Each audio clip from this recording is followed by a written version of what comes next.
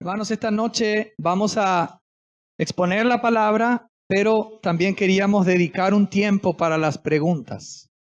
Yo sé que estamos muchos, pero queremos tener un tiempo para las preguntas y para ese tiempo nuestros hermanos Benito y Ruth, que están también a cargo del grupo de jóvenes, van a estar aquí conmigo buscando de responder a las preguntas que ustedes van a hacer, ¿verdad?, sobre este tema. Entonces, vamos a Levítico capítulo 19, verso 1. Dice así: Habló Jehová a Moisés diciendo: Habla a toda la congregación de los hijos de Israel y diles: Santos seréis, porque santo soy yo, Jehová, vuestro Dios. Santos seréis, porque santo soy yo, Jehová, vuestro Dios. Hermanos, la semana pasada decíamos que nosotros que hemos sido rescatados, redimidos por la sangre del Cordero, hoy en este tiempo somos el pueblo de Dios, escogido por gracia mediante la fe, no solamente para anunciar el evangelio de salvación a las almas que están perdidas, sino también para que podamos traer el reino de Dios a esta tierra. La palabra de Dios nos muestra en Efesios que la iglesia es el medio a través del cual Dios muestra no solamente en la tierra, sino aún en los lugares celestiales su sabiduría. La multiforme sabiduría de Dios es dada a conocer aún en los cielos a través de la iglesia. Así que la iglesia no es cualquier cosa. La iglesia es santa porque ha sido santificada por el Espíritu Santo. La iglesia tiene como cabeza a Jesús y la iglesia tiene como ciudadanía el reino de los cielos. Y decíamos la semana pasada que el deseo de Dios no es solamente la salvación del hombre, sino la transformación del hombre a la imagen de su Hijo Jesús. Ese es el fin. Y para eso se necesita no solamente el Evangelio, sino el Evangelio completo, que no solo nos salva de la ira de Dios, del infierno, sino que también nos salva de nosotros mismos. Y decíamos que aunque ya somos creyentes, ahora entramos en un proceso de renovación de nuestra mente a través de la palabra de Dios. Y muchas veces cuando venimos del mundo, recordábamos que antes de conocer al Señor, éramos enemigos de Dios en nuestra mente. Eso lo dice Colosenses. Por ende, cuando venimos a el reino de los cielos, a la salvación, a la vida de la iglesia, necesitamos ser renovados en nuestra mente. Necesitamos que nuestra mente se renueve.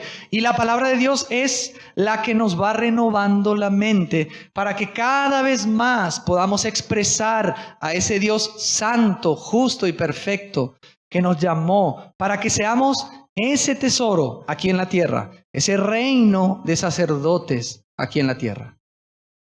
Yo tengo una visión y una interpretación futurista del Apocalipsis. Yo creo que el Señor tiene que venir para que se establezca su reino milenial aquí en la tierra. Eso creo personalmente. Otros hermanos piensan de forma distinta, pero yo estoy esperando la venida del Señor para que su reino se establezca aquí en la tierra. Pero ese reino, decíamos, se gesta en la vida de la iglesia. Ese reino se está gestando hoy aquí en la tierra. Así que nosotros somos la anticipación de aquel reino glorioso. Y hoy deberíamos conducirnos de tal manera que podamos expresar a ese Dios santo. Por eso cuando leemos Levítico y vemos el pueblo de Israel que sale de la esclavitud de Egipto, que representa nuestra salvación, ahora estando en el desierto y peregrinando hacia la tierra prometida, que podríamos decir que representa la Nueva Jerusalén, nosotros escuchamos que Dios le dice a su pueblo: vosotros seréis santos, porque yo soy santo. O sea, el deseo de Dios es que seamos santos, no solo como posición, no solo apartados para ser salvos, sino también santificados en nuestros pensamientos, en nuestro corazón, en nuestra conducta, expresando al Señor. Así que el pueblo de Dios en este tiempo es la expresión de ese Dios santo. Amén. Tenemos una gran responsabilidad. Decíamos que somos embajadores.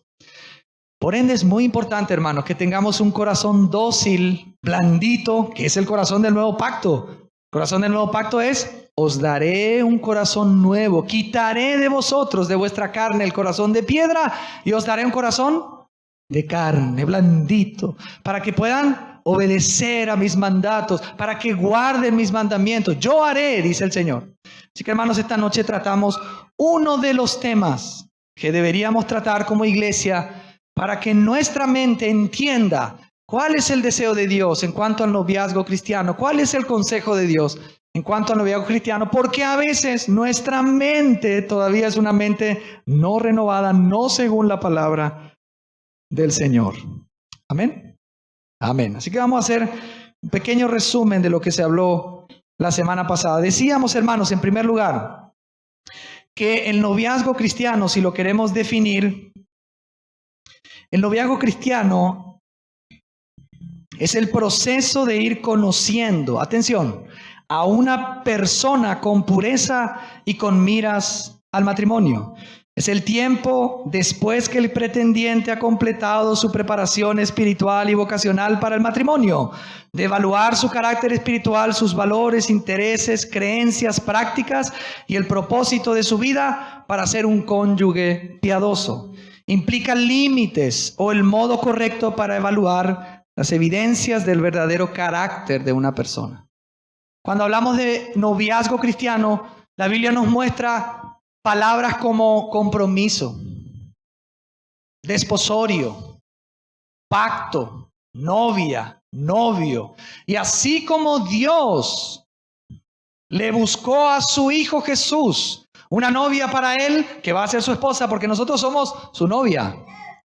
Somos la prometida del Señor. Asimismo también en el noviazgo cristiano, amados hermanos, los padres tienen que estar involucrados en buscar a sus propios hijos, sus cónyuges, para que puedan expresar ya desde el noviazgo ese carácter santo y perfecto del Señor Jesús. Así que cuando hablamos de noviazgo, hablamos de compromiso, un pacto. En la cultura judía, cuando los dos jóvenes se comprometían, el joven o el padre del joven tenía que pagar una dote por la jovencita. Y ella se preparaba para él y él se preparaba para ella hasta el día de las bodas. Él iba a preparar un lugar para ella, para vivir con ella. Él era una persona que se había preparado y estaba acompañado por sus padres en esta preparación. Bueno, hermano Tomás, pero ahora estamos en el nuevo pacto. Vos estás hablando mucho del Antiguo Testamento, desposorio, pacto, pero ahora es diferente, los tiempos cambiaron y ya no nos tenemos que quedar en el viejazo. Actualizate, hermano. Bueno, hermanos, yo creo que hay textos en la palabra que son prescriptivos o normativos. ¿Qué significa eso? Que son normas que Dios ha establecido para su pueblo, que no varían hasta que el Señor Jesús venga.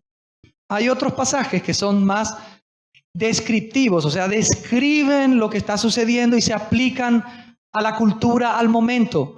Pero hay principios y verdades en la palabra de Dios, amados hermanos, que son verdades inmutables y eternas. Y nosotros debemos adaptarnos a esas verdades y no adaptar esas verdades a nosotros. Entre esas verdades yo creo que el noviazgo cristiano, como lo dice este libro, miren, les aconsejo este libro, El camino hacia un matrimonio cristiano, de John W., que no sé, ¿será Wilson? No sé, Thompson. ¿Sí? Este es un libro que estamos utilizando para el tema que estamos tratando. Y decíamos, amados hermanos, que en este proceso, ¿no?, de noviazgo, de búsqueda de mi cónyuge, es necesario respetar algunos principios que la palabra de Dios nos muestra, ¿sí? Y hablábamos de las 5 P, ¿se acuerdan? Las 5 P. Hoy la vamos a ver rápidamente, vamos a profundizar un poquito más en cada una y entonces después damos lugar a las preguntas. Había un programa argentino, cuando yo era chico, veía siempre con mis padres. No sé si se acuerdan ustedes. No me acuerdo el nombre del conductor, Pero era un programa donde se conocían iban invitadas parejas grandes para que puedan, galán, sí. Y él decía, yo me quiero casar. ¿Y usted? Él decía así, no me deje solo, era otro. Este hombre decía, yo me quiero casar. ¿Y usted? Bueno, lo primero que vamos a decir es que el Señor, hermanos, da como don a cada uno de nosotros o la soltería o el matrimonio. Así que no es obligatorio que nos casemos. No es que si uno no se casa, no encuentra un cónyuge, está frustrado y no se cumple el plan de Dios. Es un don. El matrimonio es un don. Pablo lo dice en 1 Corintios 7, que algunos tienen el don de continencia para no casarse y pueden servir mejor al Señor. Pero a otros Dios les da, a la mayoría Dios les da el don del matrimonio. Yo, por ejemplo, no tengo ese don que tuvo el apóstol Pablo y por ende el Señor me dio el don del matrimonio. Y en ese don del matrimonio viene el paquete, viene la cónyuge, viene la princesa, que es mi esposa. Amén. Ahora, yo no voy a preguntar aquí, levante la mano quién se quiere casar, porque cada uno sabe, cada uno entiende su situación. Pero lo primero entonces que vamos a decir que es, el matrimonio es algo establecido por Dios, es una institución divina, bendecida por Dios, pero no obligatoria. Así que si de repente el Señor te da ese llamamiento, ¿sí? Para la soltería, amén, honra ese llamamiento, serví al Señor con ese llamamiento y con ese don, y sé feliz con esa condición, porque no todos tienen ese, entre comillas, privilegio y tiempo para servir al Señor como los solteros. Si ustedes leen el capítulo 7 de 1 Corintios, Pablo aconseja inclusive para los que quieren servir al Señor completamente, sin distracciones, dice él, que no se casen. Entonces dice, el que se casa hace bien, hablando de los padres, pero el que no se casa hace, ¿saben cómo dice? Hace mejor, dice. Eso dice la Biblia, es el consejo de Dios. Algunos dicen, no, ese era Pablo. Bueno, pero Pablo estaba inspirado por el Espíritu, así que es el consejo de Dios. Pero para los que el Señor les dio el don del matrimonio y no tienen el don de continencia y ese llamamiento a la soltería, entonces vamos a analizar estas 5 P, ¿sí? La primera P que debería estar presente en la vida de los jóvenes o no jóvenes, que también, porque claro, no es solamente para los jóvenes que quieren casarse, es la P de la piedad, ¿sí? Una persona piadosa. ¿Qué significa eso? Si sos un joven, necesitas buscar una jovencita que ame al Señor. En primer lugar, que sea salva, que haya entendido la salvación y que esta joven ame al Señor y quiera servir al Señor y viva de acuerdo a la voluntad del Señor. Es poner en primer lugar y tener una vida de oración, es tener disciplinas de lectura, es tener la intención de amar a Dios y amar su obra. Esa es una vida piadosa, es una vida con propósito. Entonces, yo les aconsejo a los jóvenes, varones, cuando van a buscar una jovencita o van a mirar a una jovencita, no miren solamente el aspecto externo, sino observen si es una mujer, es una joven piadosa. ¿Ama al Señor? Si ama al Señor, eso se nota cómo vive, cómo habla, cómo se viste, cómo canta, lo que hace, cómo invierte su dinero. Hay muchas maneras de entender si ama al Señor.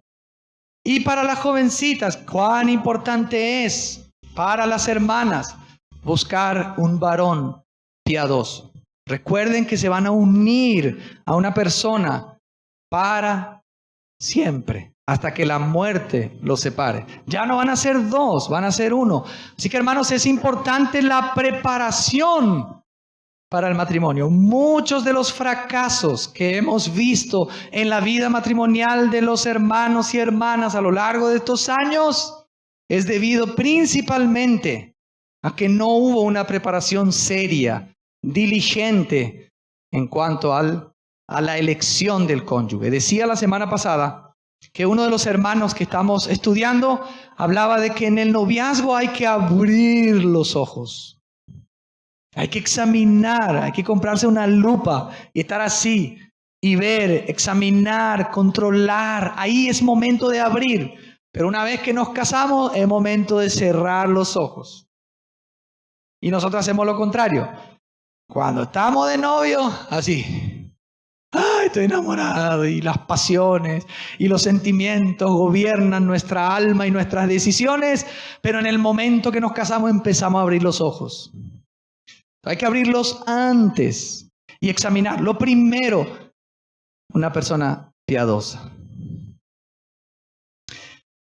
La segunda P decíamos que es la paternidad o el patricentrismo. Este autor de este libro habla del patricentrismo. ¿Qué es eso? Significa la supervisión, acompañamiento sabio, amoroso, de parte principalmente del padre, para con su hija y para con su hijo. Los padres deben involucrarse en la dirección, supervisión en este asunto, así como Dios lo hizo con su Hijo Jesús en su relación con la iglesia. Hermanos amados, padres, si tenemos hijos, somos los varones principalmente responsables de buscar cónyuge para nuestro hijo o para nuestra hija. Y si tenemos una hija, yo tengo 3 nenas, ya les dije, 3 rifles de doble, 3 nenas y un varón, con más razón. No es que el varón no necesita cuidado y acompañamiento, pero principalmente o mayormente las mujeres necesitan hablar con sus padres, que sus padres tengan una buena relación con ellos, que sus padres sean una referencia en la vida y en la educación de los hijos y que sus padres se involucren en cuanto a la elección del cónyuge. Recordemos que el noviazgo cristiano es un símbolo que está anunciando algo mucho más grande, que es el noviazgo del Señor Jesús con la iglesia. Nosotros no somos la esposa de Cristo todavía, somos la prometida. Y como prometida de Cristo debemos prepararnos como una virgen pura, esperando a nuestro novio, que dentro de poco va a aparecer y van a ver las bodas del Cordero. Entonces, de la misma manera, así como el padre estuvo involucrado en buscar una novia para su hijo, que somos nosotros, así también el padre debe ser sabio, debe estar hablando, debe supervisar, debe aconsejar, debe enseñar a sus hijos, principalmente si tiene hijas. La mamá, la madre también debe estar involucrada en esta educación, en este acompañamiento para con sus hijos. Ella debe ser una ayuda sabia para el padre y debe también aconsejar sabiamente según la palabra de Dios a estos hijos. A veces cuando uno tiene una situación, por ejemplo, vamos a poner un ejemplo. Viene un adolescente y dice: papá, quiero hablar contigo porque me gusta una chica. Anda a hablar con tu mamá. O van a la mamá. Mami, vos sabés que en la iglesia yo me quiero ir a la reunión de jóvenes porque siento un llamado. ¿Sentí un llamado o no? Y parece que hay una chica, una que vino ahora, es nueva y anda a hablar con tu papá. Necesitamos que tanto el padre como la madre estén listos para tocar estos temas y enseñar estos temas a nuestros hijos desde pequeñitos. Mientras más temprano, mejor. No crean que estos temas se tienen que hablar cuando ya es tarde. No, todavía no es tiempo. No, mientras más tempranito, mejor. Claro, con un lenguaje que se adapta a la edad de nuestros niños. Así que el padre, hermanos, principalmente los padres, estemos involucrados en ese trabajo de supervisión, acompañamiento y bendición para la elección del cónyuge de nuestros hijos. Debería ser casi así, hermanos. El padre es prácticamente el hombre que ha recibido de parte de Dios la responsabilidad para él decirle a sus hijos o a su hija o a su hijo: me parece que este es un muchacho que es para vos. casi que el varón, que el padre es el que está tomando la decisión. Claro, ella tiene que estar de acuerdo, ¿eh? No estamos hablando de que tiene que casarse de forma obligada, como en algunas culturas, ¿sí? Pero sí tiene que haber esa sabiduría de parte de los dos. La tercera P, hermanos, es la pureza. Y sobre esto vamos a hablar un ratito. ¿Cuál es la pureza? ¿Qué significa la pureza? Como decíamos recién, sed santos como yo soy santo. Por ende, significa evitar cualquier afecto físico antes del tiempo de Dios, que es el matrimonio. Recordemos que el noviazgo es un compromiso para el matrimonio. O sea, si yo estoy comprometido con alguien, significa que yo me voy a casar con esa persona. Por ende, caricias, besos, abrazos son para el matrimonio y no para el noviazgo. Esto no solo se limita al ámbito físico, sino también incluye nuestros pensamientos y nuestro corazón. O sea, todo lo que tiene que ver con el romance. En toda la palabra de Dios lo encontramos eso. Encontramos caricias, encontramos besos, abrazos, encontramos en la palabra de Dios intimidad, pero siempre está destinado a un tiempo que es el tiempo del matrimonio. Nunca se habla de eso en un tiempo de compromiso o de noviazgo, previo al matrimonio. Por ende, la pureza es muy importante. Por ende, de la oración, el amor a Cristo, la pareja debe comprometerse a ser puros en todo su ser hasta el día del matrimonio. Y aquí hay un tema, hermanos, que hemos heredado de nuestra cultura, ¿verdad? ¿Cuál es ese tema? Las salidas en pareja. Salida en pareja, es normalísimo. Si vos estás conociendo a alguien, inevitablemente vamos a salir con esa persona, sin que ni siquiera hayamos hablado de compromiso, pero ni en chiste de matrimonio. Pero hermanos, las salidas en pareja son de alguna u otra manera el medio más riesgoso para exponernos a situaciones que después podemos lamentar. Por ende, deberíamos estar juntos en situaciones de iglesia, de grupo de jóvenes, con los hermanos, conocernos, hablar, estimularnos a ese conocimiento, pero deberíamos evitar todo tipo de salidas en pareja como hemos heredado del mundo. Esa es una mentalidad, amados hermanos. Las salidas en pareja, les voy a leer lo que dice el libro sobre las salidas en pareja. Miren, y hay como una comparación que el autor hace. Me parece muy interesante, que hace un contraste entre las salidas en pareja y el noviazgo bíblico. Por ejemplo, dice él, típicamente las salidas en pareja comienza a una edad demasiado temprana para casarse. Sin embargo, el noviazgo bíblico comienza solo después de estar preparados para el matrimonio en lo espiritual, financiero y todas las demás cosas que hablábamos la vez pasada. Número 2, la salida en pareja son encuentros en su propio salón de clase, lugar de trabajo, vehículos, autos, ¿verdad? Normal. Sin embargo, los encuentros del noviazgo bíblico son a través de reuniones familiares o de la iglesia, a través de una investigación y aprobación por parte de los padres. O sea, siempre hay un acompañamiento. Siempre hay una persona que está ahí, ayudando, evitando de que nuestros jóvenes puedan ser expuestos a situaciones que no son para el matrimonio, para el noviazgo, sino que son para el matrimonio. Número 3 dice, el propósito es el placer de las salidas en pareja. Placer, diversión, recreación personal, no hay compromiso. El noviazgo, sin embargo, su propósito es culminar el matrimonio. El noviazgo va hacia el compromiso matrimonial. 4, a las salidas en pareja, por lo general los jóvenes mismos planean la cita, es normalísimo, ¿eh? Pero el noviazgo cristiano es supervisado por los padres con colaboración de su hijo o hija. Número 5, los jóvenes en las salidas en pareja resienten que los padres los supervisen y lo consideran una intrusión. ¿Quién me va a supervisar mi papá? Yo voy a salir con quien quiero, cuando quiero y cómo quiero. Sin embargo, en el noviazgo bíblico se requiere la supervisión de los padres y es bien recibida como una protección moral. Número 6. En la salida en pareja los jóvenes esperan privacidad completa y los padres lo permiten, como si fuese algo normal. Normalísimo, ¿verdad que es así, hermanos? A ver, ¿cuántos de nosotros aquí? Acá sí vamos a levantar la mano.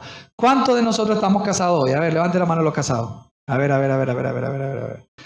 ¿Cuántos de nosotros en esta sala han respetado lo que estamos leyendo aquí? A ver, levante la mano. Que nunca salieron con la mujer con la cual hoy o el marido están casados. A ver.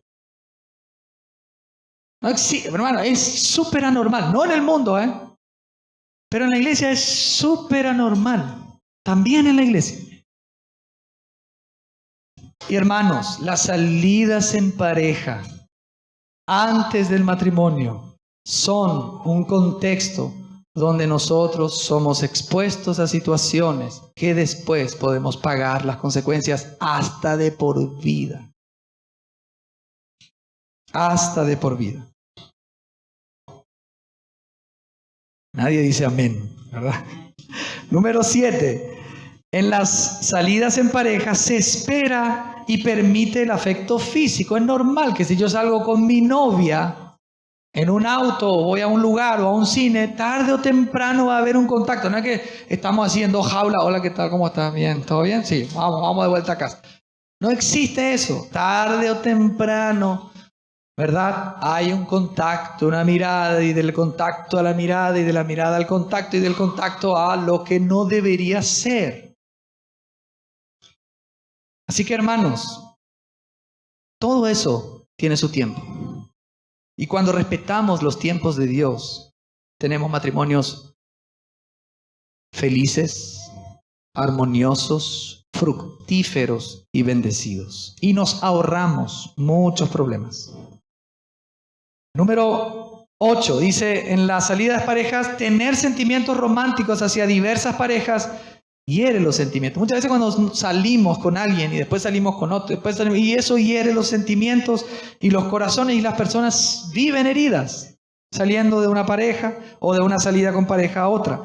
Sin embargo, en el noviazgo los sentimientos románticos puros y exclusivos se guardan para el futuro cónyuge. O sea, es bueno que la joven y el joven piensen ya desde ahora que yo me estoy guardando para mi futuro marido o mi futura esposa. Es bueno pensar, orar anticipadamente por nuestros futuros maridos o esposas. Número 9, la salida en pareja tiene su raíz en un amor egoísta, sentimental, enamorarse. Sin embargo, el noviazgo cristiano tiene su raíz en un amor altruista, totalmente entregado, creciendo en amor. Hermanos, generalmente esto surge más o menos con el romanticismo, donde empezó a afectar todas nuestras relaciones como seres humanos. Y ahora el consejo humanista es: cásate con el que amas. Pero la palabra nos muestra que tenemos que amar a la persona con la cual nos hemos casado. No estoy diciendo, hermano, que tenés que casarte con alguien que, este eligió mi papá, y encima es feo, Dios mío, es un vago. Es un desastre, pero me voy a casar por tu voluntad. No te cases si no te gusta, si no hay sentimiento de por medio. Pero los sentimientos no deben regir. Los sentimientos no deben direccionar y ser decisivos en la toma de decisión. O sea, yo me puedo enamorar de una persona totalmente equivocada. Y no significa que porque estoy enamorado sinceramente me tengo que casar con esa persona. Por ende, los sentimientos, amados hermanos, no son confiables. Amén. Nuestro corazón es engañoso. Así que, hermanos, debemos ser sabios. Y los padres debemos trabajar para salvar a nuestros hijos cuando están enamorados y perdidamente enamorados según ellos, y toman la decisión capaz de ponerse de novios para, en algunos casos, también casarse. Eso trae mucho sufrimiento. Número 10, los desacuerdos o dejar de tener sentimientos románticos producen el corte de la relación en las salidas en pareja. Sin embargo, en el noviazgo los sentimientos y desacuerdos se resuelven siguiendo pautas bíblicas para resolver problemas, no el divorcio. Número 11, un corazón herido produce cicatrices, amargura, inseguridad. Hermanos, se hizo una estadística y el 90% de los matrimonios, 90% de los matrimonios que han experimentado salidas en pareja han tenido serios problemas en su matrimonio y muchos de ellos terminan en separación y divorcios. Muchos de ellos sufren sentimientos de culpa y otro tipo de situaciones que se pueden evitar. No es fácil, es algo nuevo. ¿Para cuántos aquí esto es algo nuevo? Levanten la mano, a ver, algo nuevo. ¿Nunca escucharon algo así? Qué raro. Qué raro lo que enseñan acá. Bueno, hermanos, decíamos la semana pasada, qué lindo, ¿verdad? Qué lindo sería. Hemos casado ya algunas parejas. Qué lindo, ¿no? Qué lindo sería que llegue ese momento, llega la novia, está acá, él la recibe del papá, se pone ahí a su lado y después de la ceremonia, al final, el pastor dice, ahora puedes besar a la novia. Ahora es el momento de poder besar. Y se ve, y todos felices. Ahora llegó el tiempo. O sea que hay un tiempo para todas las cosas. La cuarta P es la preparación.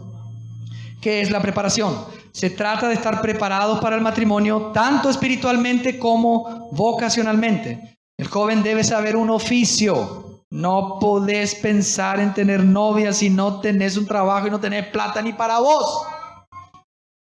¿Cómo va a mantenerle a tu esposa y a tus hijos eventualmente si no tenés un oficio? Por ende hay que prepararse. Hay que saber hacer las cosas de la casa. Hablábamos de manualidades, cosas del hombre. Pero también, hermanos, en esa preparación debemos prepararnos espiritualmente porque vamos a ser sacerdotes en nuestra casa. Vamos a la palabra en Génesis. Ahí rapidito, vamos a Génesis. Génesis capítulo 2.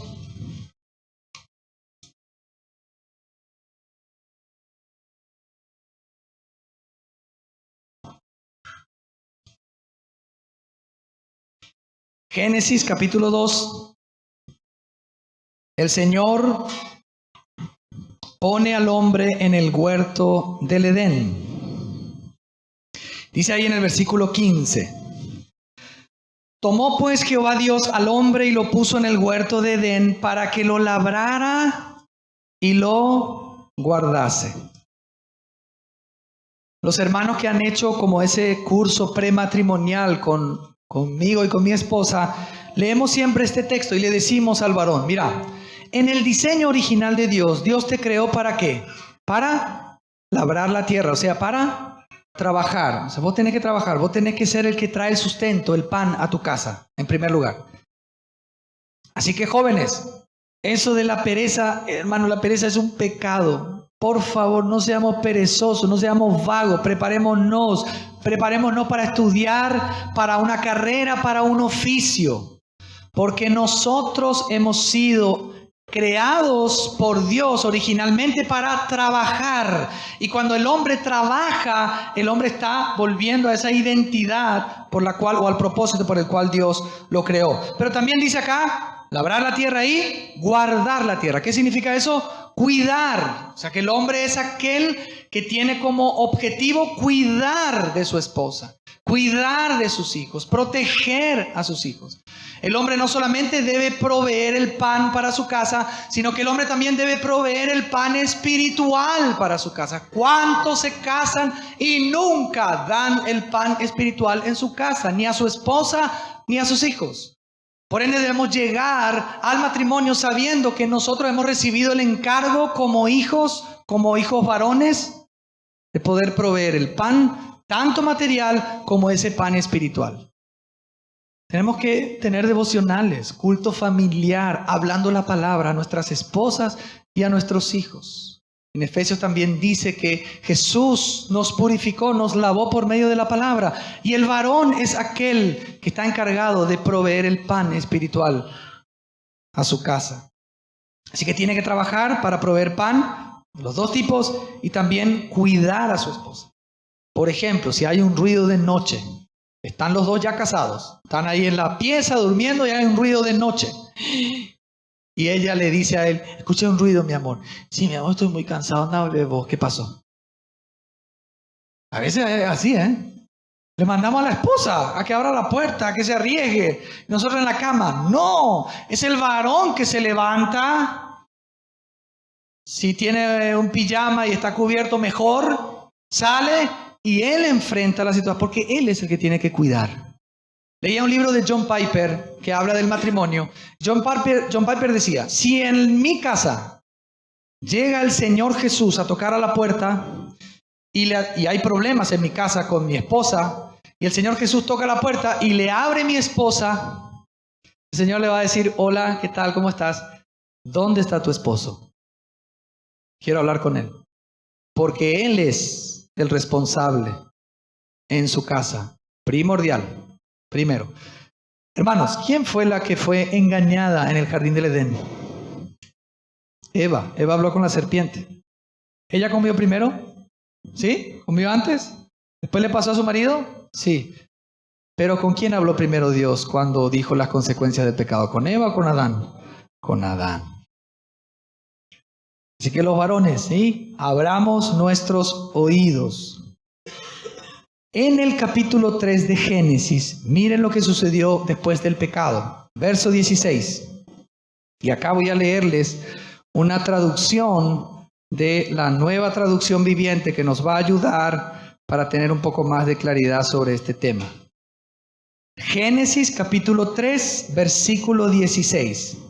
Surge el pecado y en el verso 16 Dios le dice a la mujer dijo, multiplicaré en gran manera los dolores en tus preñeces, con dolor darás a luz los hijos y tu deseo será para tu marido y él se enseñoreará de ti. En la Nueva Traducción Viviente, ¿saben cómo dice? Dice así, luego le dijo a la mujer, haré más agudo el dolor de tu embarazo y con dolor darás a luz. Y miren lo que dice acá, y desearás controlar a tu marido, pero él gobernará sobre ti. Mujeres, jóvenes, jovencitas, tienen que saber que desde que entró el pecado y cayó el hombre, las mujeres tienen la tendencia innata ¿a qué? ¿A querer? A querer dominar y controlar a su marido. Tienen que saberlo. Algunas más, algunas menos, pero es algo que hay que saberlo. Y aquí dice, y él gobernará sobre ti, pero ese gobernará sobre ti, en el original da la idea de gobernar sin amor. O sea que los varones tenemos la tendencia a hacer ¿qué? Yo soy la cabeza en esta casa. Acá se hace lo que yo digo, se sujeta, señora. Mirá, Efesios capítulo 5, y de memoria sabemos los versículos donde dice que ellas tienen que sujetarse a el marido. Pero la palabra nos muestra que nuestro gobierno debe ser hecho en amor. Así como Cristo amó la iglesia, yo debo amar a mi esposa y por ende debo empezar a amar a mi prometida para que ese amor que yo tengo con ella sea el combustible que le ayude a que ella pueda sujetarse. De eso ya hablamos en un domingo, ¿verdad? Si el marido ama a su esposa, le hace mucho más fácil el trabajo de sujetarse, porque a veces decimos, no, tiene que sujetarse incondicionalmente, aunque sea un... Y la señora, 40 años de sufrimiento. Y es un infierno, porque el marido ni le dice te quiero, te extraño, nada. Si queremos tener problemas en el matrimonio, y hablamos de matrimonio porque hablamos de noviazgo, y el noviazgo es el compromiso para el matrimonio. Si vos querés tener problemas con tu esposo, no le respetes. Sencillo, no le respetes y vas a tener problemas. Si vos querés tener problemas con tu esposa, no la ames. Lo que más necesitan las esposas es atención, cariño, cuidado, amor, dirección. Lo que más necesitan los maridos es respeto. Yo no necesito que mi esposa me esté mandando mensajitos con corazones todo el día. Me gusta que de vez en cuando me mande, me encanta. Pero no lo necesito como ella lo necesita. Amén. Entonces nuestro gobierno debe ser en amor, debemos prepararnos. La mujer debe ser piadosa. La mujer debe entender que el marido o su futuro marido no es el medio a través del cual ella va a ser realizada. Yo me caso y este hombre me va a hacer feliz. Este va a cumplir los deseos de mi corazón. Y ponemos en el lugar del Señor al novio que después es el marido. Después descubrimos que Noé había sido tan parecido a Jesús como creíamos. Y entramos en esposas, no, futuras esposas y esposas. El marido que ustedes tienen no es Jesús. Es un varón de carne y hueso que está en un proceso de ser transformado y tiene debilidades, tiene fragilidades. Pero tienen a un Señor que es infalible. Y ese Señor tiene que ser áncora, el ancla donde sus almas reposan. No dependan la felicidad, el gozo de ese hombre que es falible. Ahora, eso no significa, ¿viste que dijo el hermano Tomás? Yo no soy perfecto. Así que déjame hinchar, no me hable más. No, nada de eso. Preparación. Las esposas deben saber que son ayuda idónea. ¿Quién fue creado primero? ¿Adán o Eva? Adán. ¿Y Adán fue creada para Adán? ¿Eva fue creada para Adán o Adán para Eva? Eva fue creada para Adán. No es bueno que el hombre esté solo.